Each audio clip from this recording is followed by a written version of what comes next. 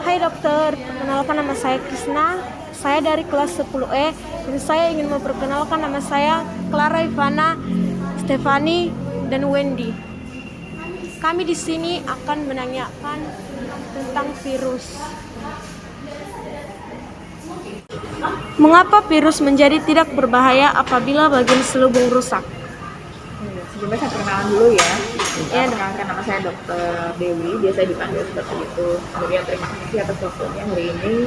Saya dengar mau belajar tentang virus. Tadi pertanyaannya apa nomor 1? Virus. Mengapa virus menjadi tidak berbahaya apabila bagian selubung rusak? Jadi sebenarnya bagian tubuh virus itu seperti manusia, dia punya dinding, kalau ibaratnya manusia punya bagian pertahanan tubuh paling luar. Kalau kita seperti kulit begitu. Nah, kalau virus dia disebutnya kapsid atau envelope. Jadi ketika bungkus paling luarnya rusak, dia akan menyebabkan, sebenarnya bukan rusak, lebih tepatnya virusnya akan inaktif begitu. Nah, itu yang kita lakukan, ini jadi langsung jadi jauh ya. Itu yang seperti yang kita lakukan kalau kita memakai hand sanitizer atau sabun, itu sebenarnya kita sedang menghancurkan envelope-nya dari kapsul itu supaya inaktif. Terus yang kedua, dokter, apakah virus dapat hilang dari tubuh manusia?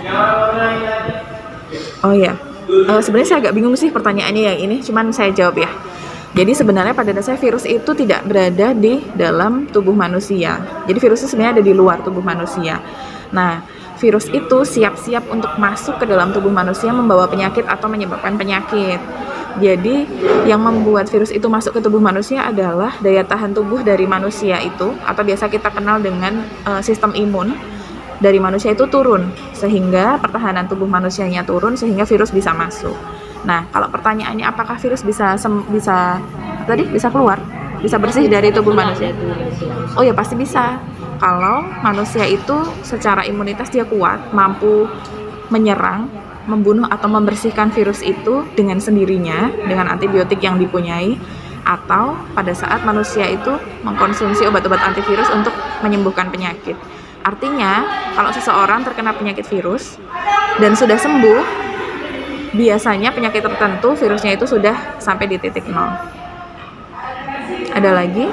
Ketiga, bagaimana cara virus hidup? Oh, ini pertanyaan mungkin siklus hidup virus ya. Iya. Jadi virus itu sebenarnya masih menjadi perdebatan apakah dia itu termasuk dalam makhluk hidup atau makhluk tidak hidup. Kenapa? Karena virus itu menjadi makhluk hidup ketika dia menempel kepada inang atau induk gitu. Jadi virus itu kalau di luar virus, di luar inang, dia tidak akan hidup. Artinya dia di luar tubuh manusia atau di luar tubuh inang atau di luar tubuh hewan, dia akan inaktif, bentuknya seperti itu. Dan yang keempat, mengapa penularan virus dari hewan ke manusia terus terjadi? Iya. Jadi sebenarnya virus yang menyerang hewan dan virus yang menyerang manusia itu virus yang berbeda. Jadi penyakit-penyakit yang disebabkan virus pada hewan biasanya tidak akan menyebabkan sakit pada manusia. Banyak contohnya. Contohnya seperti penyakit kuku dan mulut pada ayam, pada sapi. Secara normal mereka tidak akan menular ke kita. Atau misalnya kucing kita sakit kena virus, terus kita menggendong, kita nggak akan ketularan. Nah, penyakit-penyakit yang disebabkan virus dan menyebabkan sakit pada manusia itu juga tidak serta-merta menginfeksi hewan. Begitu. Jadi kalau pertanyaannya adalah bagaimana virus yang ditularkan dari hewan ke manusia, jawabannya ada dua. Ada satu penyakit namanya zoonosis. Ya, zoonosis itu adalah virus yang menyebabkan penyakit pada manusia. Dia membutuhkan vektor atau pembawa itu berupa hewan. Misalnya Aedes aegypti, demam berdarah, dia harus dibawa oleh nyamuk. Nah, itu namanya zoonosis dan masih banyak yang lain, cacar monyet dan sebagainya. Nah, ada lagi mungkin yang saya tangkap dari pertanyaannya tadi, mungkin virus yang menyerang hewan tetapi bisa menyerang ke manusia gitu maksudnya.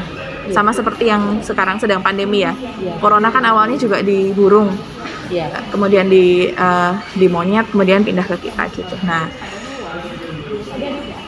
Dan yang kelima, Apakah segala virus merupakan jamur? Nah, virus dan jamur itu mikroorganisme yang berbeda, betul. Jadi ya karena berbeda, virus ya virus, bakteri ya bakteri, dan jamur iya, mereka adalah mikroorganisme yang berbeda. Mereka iya, betul. Dan ada yang keenam, Apakah virus dapat menyebabkan penyakit serius? Oh, ya pasti bisa dong. Jadi banyak penyakit yang disebabkan oleh virus. Ada yang paling sederhana, misalnya demam yang tidak bisa dijelaskan. Jadi hanya demam sehari. Atau yang paling fatal, yang paling serius sampai saat ini kita tahu, selain yang sedang pandemi corona ya HIV. Itu kan dari virus. Iya, gitu. Ada lagi? Udah deh. Udah. Oke dokter, sekian terima kasih dokter. Semoga membantu ya.